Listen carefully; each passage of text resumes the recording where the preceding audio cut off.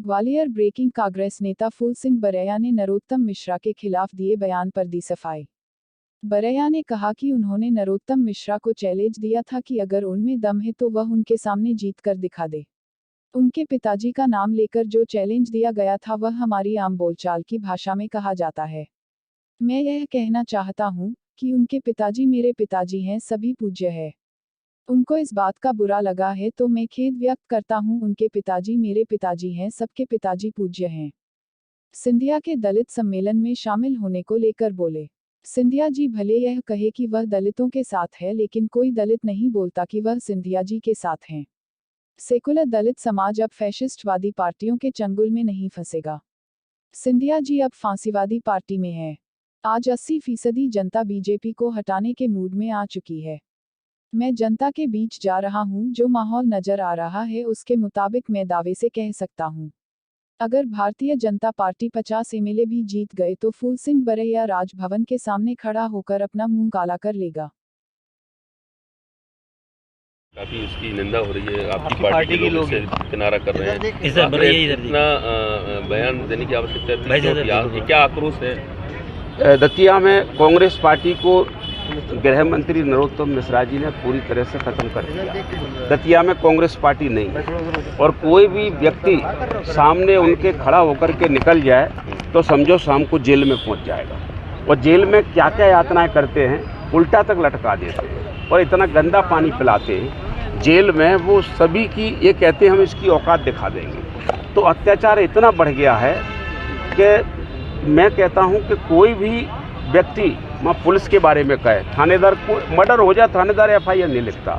SP को मालूम है, कलेक्टर को मालूम है, और हमें दादा के बिना कुछ नहीं करना, ये कहते हैं। तो फूल सिंह बरैया कांग्रेस को खड़ा करने के लिए अगर मैं चैलेंज करता है तो कौन सी बात है। मैं अभी भी चैलेंज कर रहा हूँ कि नरोत्तम मिश्रा जी अगर उनमें हिम्मत है तो चुनाव लड़के दिखा दें, इस बार जीत के दिखा दें, मेरा दावा है। तो मैंने ये दावा किया है, उसमें अगर मैंने चल देंगे, दबा देंगे, ये कर देंगे, वो कर देंगे, नहीं। देखिए, मैंने नरोत्तम मिश्रा जी को कहा है, उनके पिताजी का नाम लेकर कहा है। हम लोगों के यहाँ पर ऐसी बात जनरल बोली जाती है कि उनके पिताजी में दम है तो आ जाए, फलाना हो जाए। हाँ ठीक है, किसी को बुरा लगा पिताजी के नाम पर, उनके पिताजी मेरे पिताजी आपके पिताजी पूज्य हैं, इसमें कोई दो राय नहीं।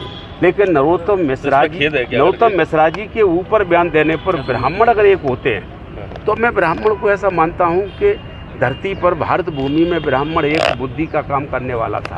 किसी व्यक्ति पर बयान देने से ब्राह्मण एक कैसे हो सकते हैं, ये मुझे भी समझ में नहीं आया कि भाई क्या चाहते हो। भी मैंने तो एक व्यक्ति को बयान दिया है, व्यक्ति के खिलाफ बोला है, मैं व्यक्ति के खिलाफ आज भी बोल रहा हूँ, आगे भी बोलूँगा। बरैया जी, आप अपने 3 पीढ़ियों के रिश्ते गिनाए हैं, कहा है कि दलित समाज के लिए उनके परिवार ने बिल्कुल कंधा से कंधा मिलाकर काम किया है, साथ ही सरकार भी काम कर रही है और वो आजीवन दलितों के लिए काम करते रहेंगे। कांग्रेस ने सिर्फ छलावा किया है। ये घबराए हुए लोगों के बयान हैं, ये दलितों के काहे के संपर्क हैं, क्या दलितों का इनसे कौन सा दलित है जो कहता है कि सिंधिया जी हमारे साथ हैं। ये फालतू बिल्ली चूहे को समझा रही है कि हम तुम्हारे रिश्तेदार हैं, हमारे तुम्हारे संबंध रहे हैं। अब चूहा समझ में आ गई उसमें, हाँ हमारे इनके रिश्ते हैं, चला गया तो चूहा भोजन बनेगा। ये कोई बयान नहीं है, इसका कोई मतलब नहीं है। सेकुलर समाज फासिस्ट लोगों के चंगल में फंसने वाला नहीं है। ये सिंधिया जी उस पार्टी में जो फासिस्ट पार्टी है, और सेकुलर लोग फासिस्ट में जा ही नहीं सकते। मैं दावे से कह सकता हूँ, कितने भी अभी उन्होंने पैर धो करके कहा है कि तुम खुश हो कि नहीं हो। बिल्ली चूहे के पैर धो करके कहो तुम खुश हो तो चूहा खुश तो हो जाएगा, लेकिन थोड़ी देर में भोजन भी तो बन जाएगा नहीं। तो ये कोई मतलब नहीं है। फासिस्ट लोग इन वर्गों के खिलाफ ही उनकी पार्टी बनी है। भारतीय जनता पार्टी जो पार्टी बनी है, इन वर्गों के खिलाफ बनी है, वो पार्टी कभी इनके पक्ष में नहीं आ सकती। ठीक है भाई, कौन सा दावा? राजभवन के सामने राजभवन क्या मध्य प्रदेश में 80% से ज़्यादा जनता बीजेपी को हटाने के मूड में आ चुकी है। मैं घूम रहा हूँ, मैं सबका मन देख रहा हूँ, और मैं दावे से कह सकता हूँ कि अगर भारतीय जनता पार्टी 50 एमएलए भी जीत गई तो फूल सिंह बरैया राजभवन के सामने अपने हाथों से अपना मुंह काला कर ले।